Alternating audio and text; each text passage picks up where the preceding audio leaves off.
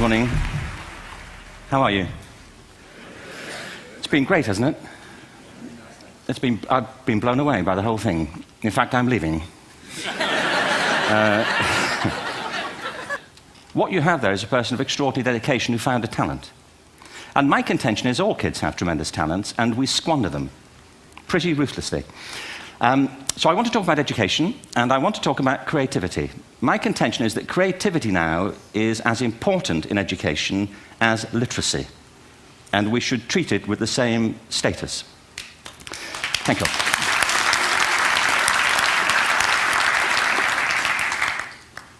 That was it, by the way. Thank you very much.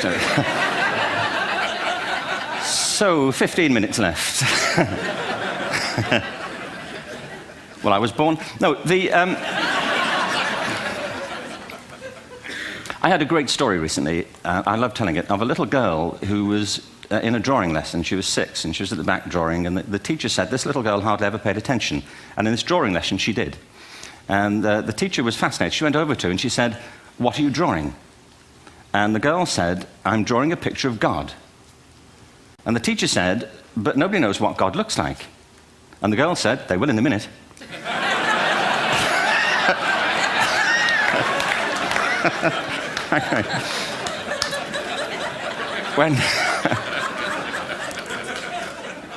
When my son was 4 in England, actually he was 4 everywhere, to be honest. I mean,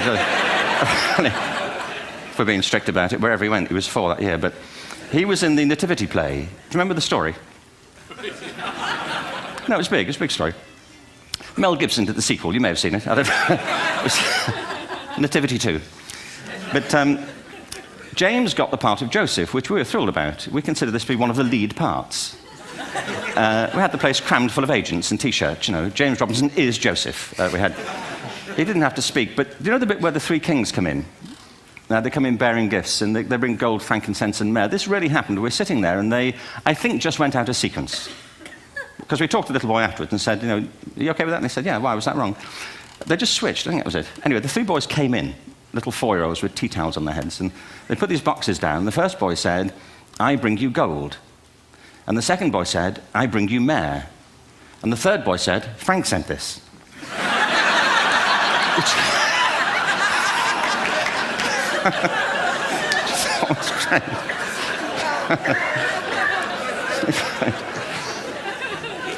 What these things have in common is that kids will take a chance. You know, if they don't know, they'll have a go. Am I right? They're not frightened of being wrong. Now, I don't mean to say that being wrong is the same thing as being creative. What we do know is, if you're not prepared to be wrong, you'll never come up with anything original. If you're not prepared to be wrong. And by the time they get to be adults, most kids have lost that capacity. They have become frightened of being wrong. And we run our companies this, by the way. We stigmatize mistakes. And we're now running national education systems where mistakes are the worst thing you can make. And the result is that we are educating people out of their creative capacities. Picasso once said this. He said that all children are born artists. The problem is to remain an artist as we grow up. I believe this passionately, that we don't grow into creativity, we grow out of it. Or rather, we get educated out of it. So why is this? I lived in Stratford-on-Avon until about 5 years ago. In fact, we moved from Stratford to Los Angeles. So you can imagine what a seamless transition, you know, this was from LA. Actually, we lived in a place called Snitterfield, just outside Stratford, which is where Shakespeare's father was born. Are you struck by a new thought? I was. You don't think of Shakespeare having a father, do you? Do you? Because you don't think of Shakespeare being a child. Do you? Shakespeare being 7. I never thought of it. I mean, he was 7 at some point. He was in somebody's English class, wasn't he? Do you understand? Really? How annoying would that be? You know?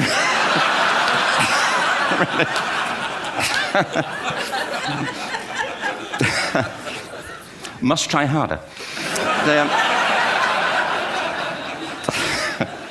Being sent to bed by his dad, to Shakespeare, go to bed now, to William Shakespeare, and put the pencil down, and stop speaking like that. It's confusing everybody.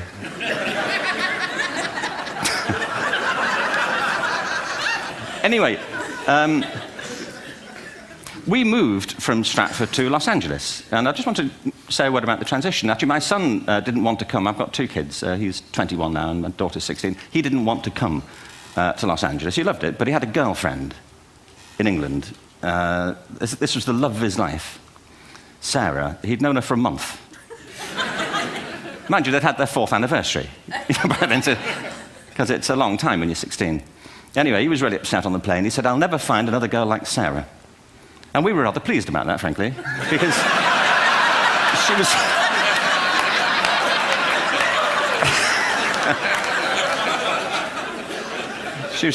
was the main reason we were leaving the country.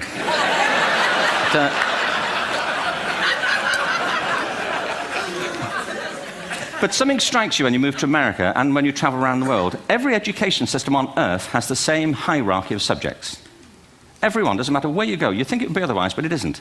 At the top are mathematics and languages, then the humanities, and at the bottom are the arts, everywhere on Earth. And in pretty much every system, too, there's a hierarchy within the arts. Art and music are normally given a higher status in schools than drama and dance. There isn't an education system on the planet that teaches dance every day to children the way we teach them mathematics. Why? Why not? I think this is rather important. I think maths is very important, but so is dance. Children dance all the time if they're allowed to. We all do. We all have bodies, don't we? You know, did I miss a meeting? I mean, I think... Truthfully, what happens is, as children grow up, we start to educate them progressively from the waist up. And then we focus on their heads, and slightly to one side. If you were to visit education as an alien and say, what's it for, public education, I think you'd have to conclude, if you look at the output, you know, who really succeeds by this? Who does everything they should? Who gets all the brownie points? You know, who are the winners? I think you'd have to conclude the whole purpose of public education throughout the world is to produce university professors. Isn't it? They're the people who come out the top. And I used to be one. So there, you know. And I like university professors, but, you know, we shouldn't hold them up as the high watermark of all human achievement. They're just a form of life. You know, another form of life. But they're rather curious, and I say this out of affection for them. There's something curious about professors. In my experience, not all of them, but typically, they live in their heads. They live up there, and slightly to one side. They're disembodied, you know, in a kind of literal way. You know, they look upon their body as a form of transport for their heads. Now, our education system is predicated on the idea of academic ability. And there's a reason. The whole system was invented around the world. There were no public systems of education really before the 19th century. They all came into being to meet the needs of industrialism. So the hierarchy is rooted on two ideas. Number one, that the most useful subjects for work are at the top. So you were probably steered benignly away from things at school when you were a kid, things you liked, on the grounds you would never get a job doing that. Is that right? Don't do music, you're not going to be a musician. Don't do art, you won't be an artist. Benign advice. Now, profoundly mistaken. The whole world is engulfed in a revolution. And the second is academic ability, which has really come to dominate our view of intelligence because the universities designed the system in their image. If you think of it, the whole system of public education around the world is a protracted process of university entrance. And the consequence is that many highly talented, brilliant, creative people think they're not, because the thing they were good at school wasn't valued or was actually stigmatized. And I think we can't afford to go on that way. In the next 30 years, according to UNESCO, more people worldwide will be graduating through education than since the beginning of history. More people. And it's the combination of all the things we've talked about, technology and its transformational effect on work, and demography and the huge explosion in population. Suddenly, degrees aren't worth anything. Isn't that true? When I was a student, if you had a degree, you had a job. If you didn't have a job, it's because you didn't want one. And I didn't want one, frankly. So, but now, kids with degrees are often heading home to carry on playing video games. Because you need an MA, where the previous job required a BA, and now you need a PhD for the other. It's a process of academic inflation, and it indicates the whole structure of education is shifting beneath our feet. We need to radically rethink our view of intelligence. We know three things about intelligence. One, it's diverse. We think about the world in all the ways that we experience it. We think visually, we think in sound, we think kinesthetically, we think in abstract terms, we think in movement. Secondly, intelligence is dynamic. If you look at the interactions of a human brain, as we heard yesterday from a number of presentations, intelligence is wonderfully interactive. The brain isn't divided into compartments. In fact, creativity, which I define as the process of having original ideas that have value, more often than not, comes about through the interaction of different disciplinary ways of seeing things. And the third thing about intelligence is it's distinct. I'm doing a new book at the moment called Epiphany, which is based on a series of interviews with people about how they discovered their talent. I'm fascinated by how people got to be there. It's really prompted by a conversation I had with a wonderful woman who most people have never heard of. She's called Gillian Lynn. Have you heard of her? Some have.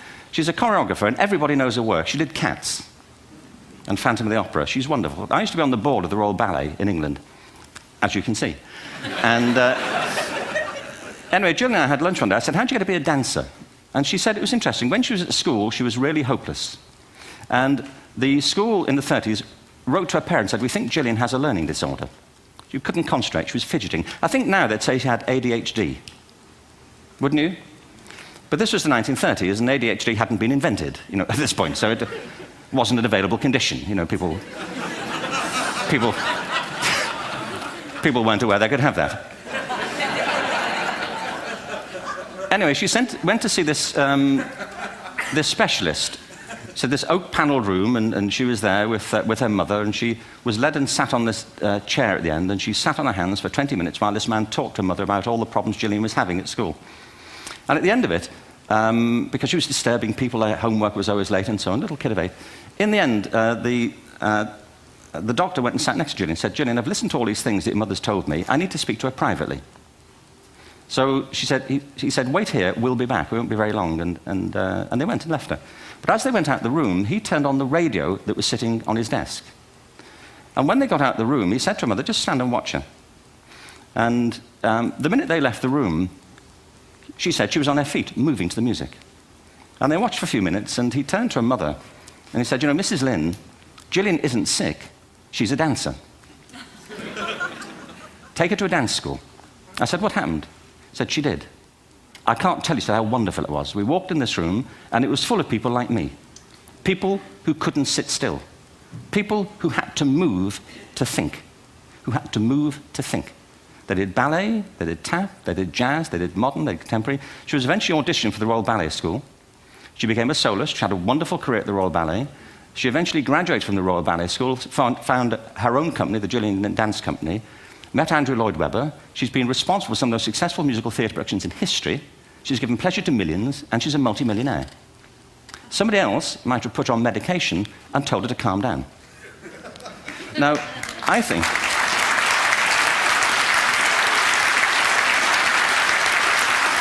is to adopt a new conception of human ecology, one in which we start to reconstitute our conception of the richness of human capacity.